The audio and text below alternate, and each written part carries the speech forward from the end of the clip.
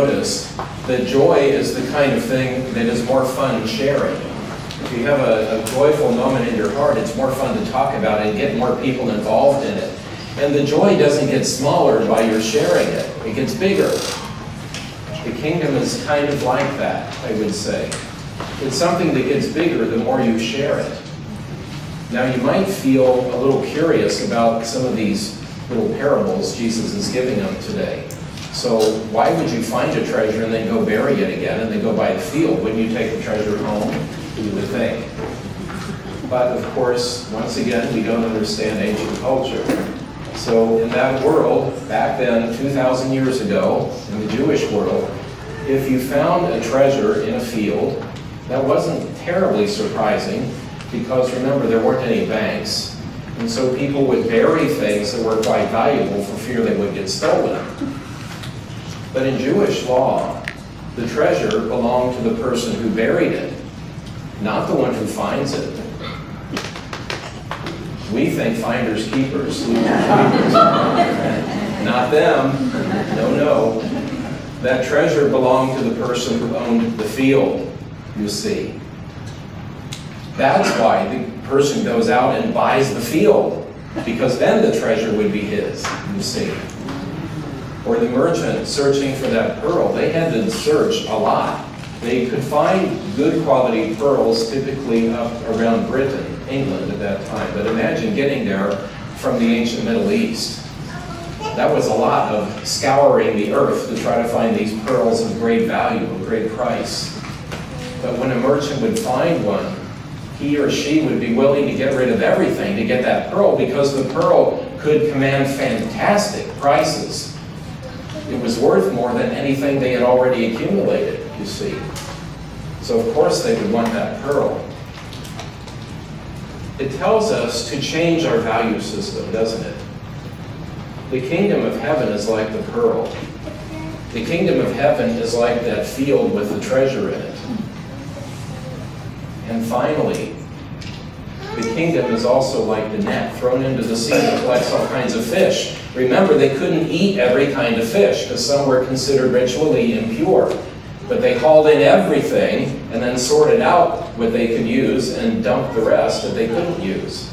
The fish had to have fins and scales. If the sea animal didn't have those, then they were considered impure. You didn't eat them.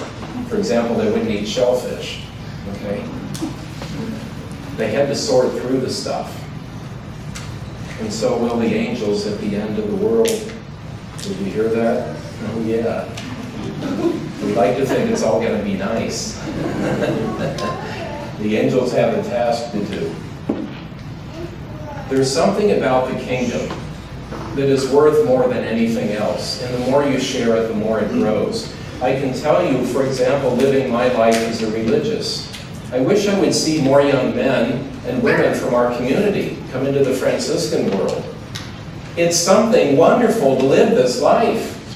And there are so few that try it, much less stay. So few even try. Why not try it? Why not? You don't have to stay if you don't like it, then you could at least try it. Or in your own lives. Isn't it wonderful having the light of the gospel at the center of your life in the midst of this world? And what a difference that makes. Don't you want to invite more people because it's so wonderful? We have that here all the time in our community, how people invite others to come who maybe aren't too happy with their church experience, but they say, come here, at least come once, at least try it. And so often, almost all the time, they say, by gosh, you were right, lady or man. What a great experience it was. And doesn't that do something inside of you that says, oh my gosh, this is wonderful. I feel better now that I've shared.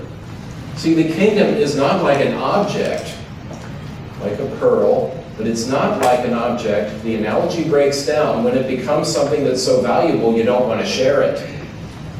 Instead, it's the opposite. If you don't share it, it's not valuable. But it's worth everything. It's worth giving your life for. It's worth everything you have to capture the joy of living the gospel. And then to share that with others, it increases the joy, don't you see? And Jesus said to them, "Do you understand?" And they said, "Yes." And I hope the same happened with you. I hope you understand that sharing in the joy of living according to Christ is worth more than anything else. And the more you share it, the happier you'll be. I can see it on your faces, those smiles. Yeah, you know. You understand. And God give you the grace to live that out this week in July. Amen.